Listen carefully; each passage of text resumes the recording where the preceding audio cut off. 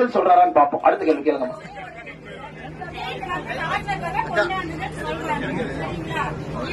எங்களுடைய உயிரே போனாலும் நீட்டை எடுக்க மாட்டோம். உயிரே போனாலும் நீட் எடுக்க மாட்டோம். உயிரே போனாலும் நீட் எடுக்க மாட்டோம். நீட் ஏழை மக்களுக்கு நல்லது. முதலாக ஏழை மக்கள் நீட் மூலமாக அரசு மருத்துவக் கல்லூரிக்கு போறாங்க. திமுக 1967 இருந்து தமிழ்நாட்டுக்கு கொண்டு வந்தது 5 மருத்துவக் கல்லூரி, அரசு மருத்துவக் கல்லூரி, 17 தனியார் மருத்துவக் கல்லூரி. நாங்கள் 15 அரசு மருத்துவக் கல்லூரியை கொண்டு வந்திருக்கோம்.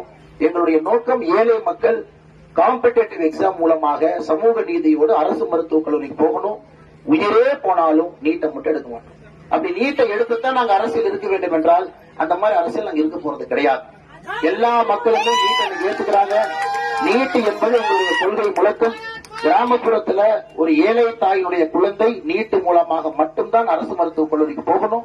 இல்லாட்டி எங்க போவீங்க? TR பாலுனுடைய தனியார் மருத்துவக் கல்லூரி, பாலாஜி மெடிக்கல் காலேஜ், ஸ்டாலின் ஐயாவுடைய பினாமி, இது 1 கோடி பணம் கொடுத்து எத்தனை பேர்னால படிக்க முடியலங்க? பணம் இருக்கிறவங்க கொடுப்பாங்க சொத்தை வித்து.